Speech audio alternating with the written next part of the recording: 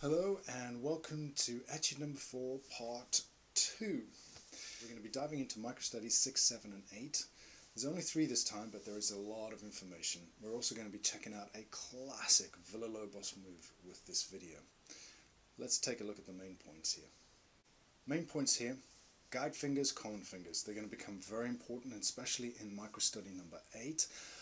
But also with microstudy 6 and 7, because we're using the same chord shape shifted up. First thing. Second thing, lift your first finger off for that -7 flat 5 shape, otherwise you're going to squeak. You can guide on 2, 3 and 4 quite easily on the nylon strings and it's not a problem. Finally, learn the melody. There is a melody, it's in the bass line or it's in the top line. It doesn't matter which one you pick. I have simplified both to make it optional. But learn it. The intervals there are very important and they relate back to the melody in the first half of the piece, the first 8 bars. Villa-Lobos has cleverly used the intervals there and moved them around and shifted them. A quick side note here, Villa-Lobos uses static chords against open strings a lot. You've already seen it in Etude number 1 where he juxtaposes a load of chord shapes against the open E of the guitar. Here we have the -7 flat 5 chord shape. Now this is a favourite of Debussy Ravel. It is also known as the Tristan chord from Wagner, and Wagner stole it originally from Liszt, but that's all beside the point. This chord shape is ubiquitous and you will find it in lots of different styles and types of music because of its sound. It's juicy and it's thick and it's unstable and composers love it. What Villa-Lobos does here is he juxtaposes it against a variety of different open strings, an open E and then B and G. So the main thing here is to learn the melody properly here and then further on down the line when this chord shape comes up in the tenor and bass regions. Let's dive into microstudy number 6. Hello and welcome to microstudy number 6. Microstudy number 6 is the beginning of the first of 2 big ideas in Etude number 4. The best way to tackle this and the other big section, due to its nature, is to learn the melody or its intervals. This section uses the -7 flat 5 chord, a wonderful staple of modern jazz music, but can also be found all the way back to Bach. Most famously known now as the Tristan chord. The full melody for microstudy 6 sounds like this. Repeat.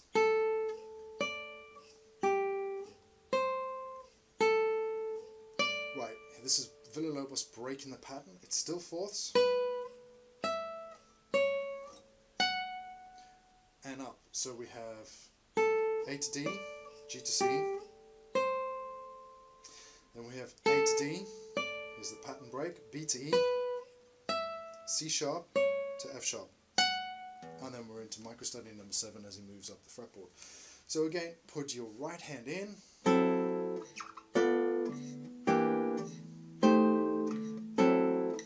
There's the pattern break. And we're going to leave it there. And then you practice it, like I said, quavers, semiquavers at the level of the piece. Microstudy 6 with the right hand pattern.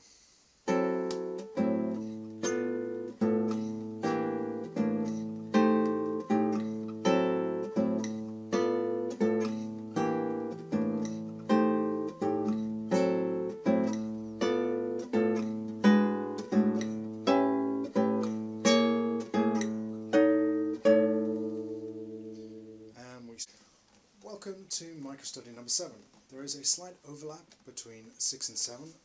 7 starts where 6 kind of left off with the F sharp, the C sharp and the F sharp chords.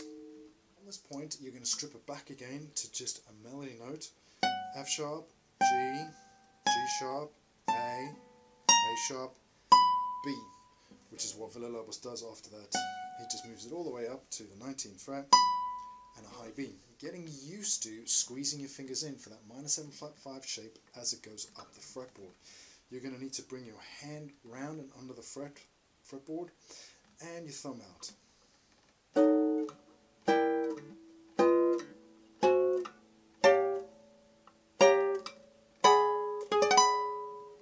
Main thing is to keep an eye on these three fingers here, because once you get to the top, you've really got to be up and over, round, and almost at a 90-degree angle into the fretboard. So once you've got that and you're happy with the shapes, again it goes back to quavers, but this time the quavers start on the C sharp. From the G onwards, Villa-Lobos doubles up the rhythms.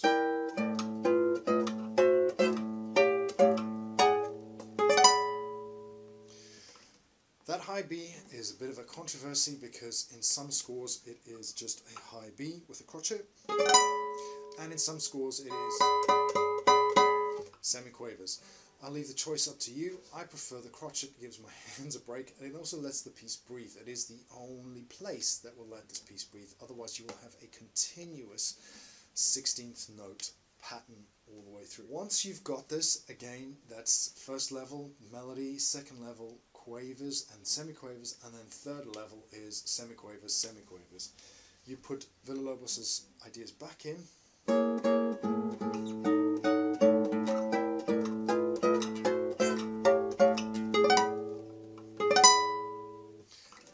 to the high B. And that is it for microstudy number 7.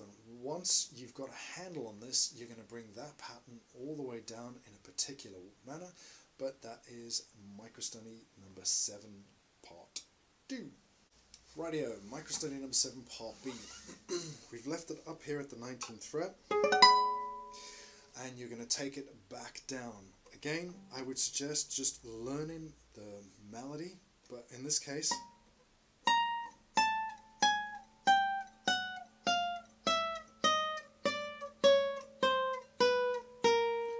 as you can hear, it's just a chromatic scale all the way down from the high B to a B flat. So 13 steps. Stick the chord shape back in, starting to feel the fingers squeeze.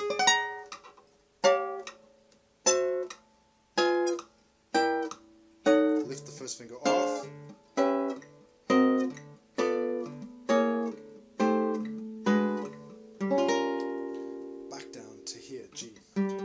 So again, your call as to whether or not you want to use the bass line as a reference point or the melody line. The melody is slightly easier. Once you have that much, stop and look ahead to the next bit, because there is a bass line that Villa-Lobos adds in. So from this high B, 1 and we get this on top of the chords. So you need to be able to bring that out. Here is the shortcut trick for learning this section, because I mean on the page it's a nightmare to break down. Hopefully you found it easy with my micro studies, but anyway, there is another little shortcut trick. After the high B, B flat, next note, 2 A's, bass line, skip 2, 2 A's, shift, skip 2, 2 A's, shift, and you're in. So I will do that again with full chord, so high B,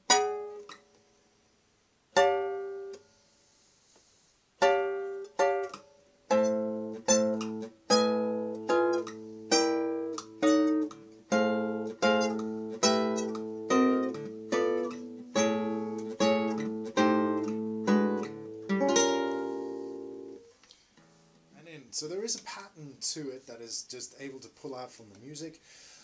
Once you've got that, then you go back in and you have a look at what Villa-Lobos is actually using, and you play it like that.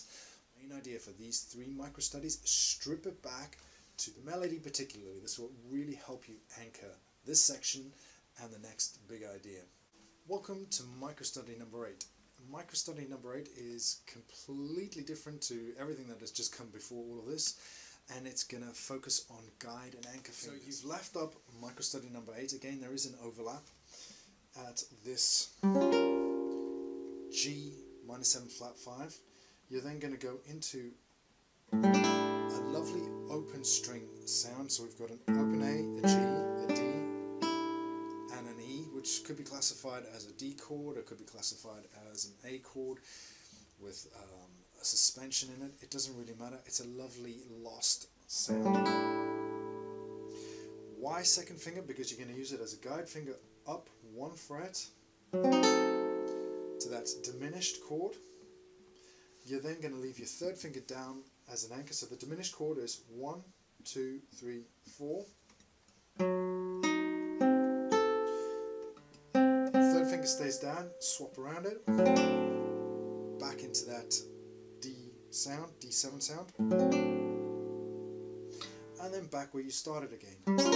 G minor 7 flat 5, so it goes.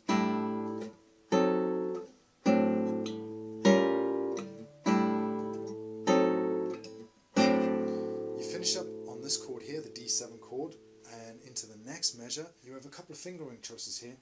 All of them involve some sort of moving or shuffling the fingers around in the same chord shape, but the constant is the first finger. The first finger will stay down through the entirety of the next 2 measures, and you use it as an anchor, so very important. So we're here, last beat of bar 18. Bar 19, you can swap your fingers straight into 1, 3, 4, then it's G sharp, down. So 1, 3, 4. It's still that D7 chord shape, but I've made it so that I can get my second finger onto G sharp, open A, and then I shift back to that full D7 chord with a top A. 1, 2, 3, 4. However, you can shift a bit earlier or you can shift a bit later. So I'll do that again.